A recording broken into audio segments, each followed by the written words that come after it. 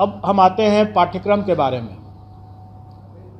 पाठ्यक्रम या और परीक्षा की जो संरचना है वो हम लोगों ने इस तरीके से डिसाइड किया है कि एक पेपर जो होगा वो क्वालिफाइंग नेचर का है और वो भाषा का पेपर जो है वो क्वालिफाइंग नेचर का है। उसमें उसको सिर्फ पास करना है, उसका मेरिट में नहीं जुटेगा वो। उसमें भाषा में 2 सेक्शन रहेगा। एक सेक्शन अंग्रेजी है जो सबको करना है और दूसरा सेक्शन में विकल्प है, मतलब कि वो हिंदी, उर्दू या बांग्ला। क्योंकि हमारे पास जो पद आए हैं प्राथमिक में, उसमें बांग्ला के लिए 148 पद है, उर्दू के लिए 12,729 पद है और बाकी जो प्राथमिक के जो बाकी हैं वो सामान्य है, मतलब हिंदी के हैं। ये जो क्वालिफाइंग वाला जो मामला है जिसमें 25 मार्क्स का अंग्रेजी और मैं आपकी जिज्ञासा को जल्दी ही शांत कर दूंगा। 25 मार्क्स जो रहेगा वो, और सभी एग्ज़ाम जो हमारे हैं वो MCQ बेस्ड हैं, मतलब कि ऑब्जेक्टिव टाइप के हैं और मल्टीपल चॉइस क्वेश्चंस रहेंगे। और क्वालिफाइंग नेचर का जो पेपर भाषा का है उसमें अंग्रेजी 25 नंबर के रहेंगे, 25 प्रश्न, और हिंदी या उर्दू बांग्ला जो रहेगा वो 75-75 का रहेगा।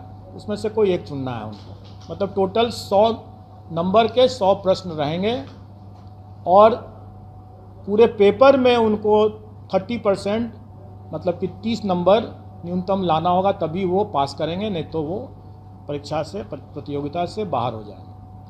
इसमें जो लोगों को जो जिज्ञासा है कि पहला कि क्या 30% अंग्रेजी में अलग और हिंदी में अलग लाना है, तो ऐसी बात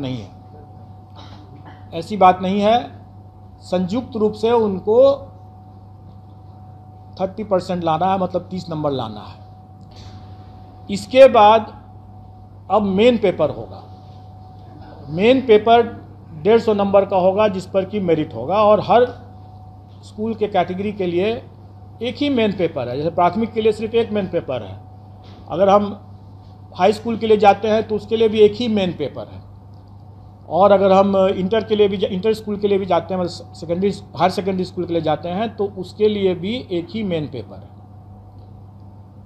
एक ही पेपर उसके बाद देना है। और वो अगर कोई अभ्यर्थी अगर तीनों श्रेणी के लिए अप्लाई करता है तो स्वाभाविक है कि उसको फिर तीनों पेपर देना होगा। अलग अलग दिन होगा लेकिन देना होगा तीनों। फिर मेरिट लिस्ट अलग अलग बनेगा क्योंकि सबके लिए अलग अलग वो परीक्षा है। अब रही बात कि जो भी 150 नंबर का जो मेन पेपर हुआ उसका कंपोजिशन इस तरह से रहेगा कि 100 क्वेश्चंस तो रहेंगे वही जो वो अपने विद्यार्थियों को पढ़ाते हैं, उसका टॉपिक, उसका चैप्टर, उसका विषय वो वही होगा जो वो अपने बच्चों को पढ़ाते हैं स्कूल में। इसलिए अगर ये जिज्ञासा है कि उसका हम सिलेबस में विस्तार करके दें, तो मेरा ये कहना होगा कि बिहार एग्जामिनेशन बोर्ड का जो सिलेबस है बच्चों के लिए, उसी को देख लें, उसी को पढ़ लें, चैप्टर उसी के हिसाब से कंप्लीट कर लें, उनका डिटेल सिलेबस हो जाएगा। अगर मान लें कि अगर कोई फिजिक्स का देखता है या कोई हिंदी का देखता है, तो जो अगर कोई इंटर का अगर है वो विषय, तो इंटर में जो पढ़ाई होती है एक फिजिक्स के स्टूडेंट के लिए, उसका वही रहेगा, चैप्टर कंटेंट्स वही रहेगा। प्राथमिक विद्यालय में भी अगर जो बच्चों को जो पढ़ाते हैं शिक्षक, वो वही रहेगा, कंटेंट वही, चैप्टर्स वही रहेंगे। मतलब सिलेबस का जो विस्तार, डिटेल सिलेबस की जो लोग मांग कर रहे हैं वो करना ज़रूरत नहीं है, क्योंकि अगर उसको देखना है तो अपने बिहार एजुकेशन बोर्ड का सिलेबस बच्चों का उठा कर देख लें और उसी की पढ़ाई कर लें। अब रही बात कि शिक्षक हैं वो बच्चों से उनका ज्ञान ज़्यादा होना चाहिए, बच्चों से उनका स्तर ज़्यादा होना चाहिए, तभी तो पढ़ा पाएंगे। तो स्वाभाविक है कि प्राथमिक शिक्षक के लिए जो अभ्यर्थी होंगे उनका चैप्टर तो वही होगा जो बच्चों को पढ़ाने वाला है, लेकिन उसका स्तर जो होगा वो बच्चों वाला तो नहीं होगा। उनका स्तर वो जो उनके लिए जो जैसे प्राथमिक शिक्षक के लिए न्यूनतम निर्धारित योग्यता जो है वो इंटर है,